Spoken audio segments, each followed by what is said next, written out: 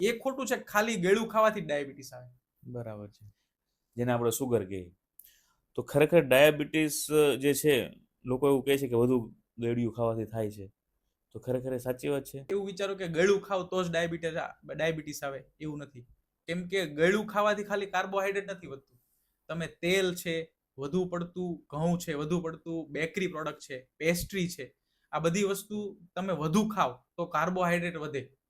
પછી તમે વધુ નથી ખાતા પણ તમારી ફિઝિકલ એક્ટિવિટી નથી, તો પણ તમને ચાન્સ છે ડાયાબિટીસના. કેમ કે તમે યુટિલાઇઝ જ નથી કરતા.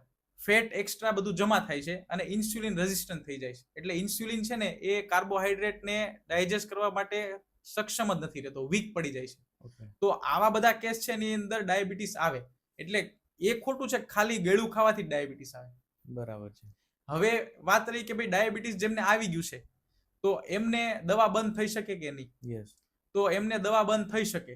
જો તમને પણ ટાઈપ 2 ડાયાબિટીસ છે તો તમે દવા બંધ કરી શકો. ઓકે.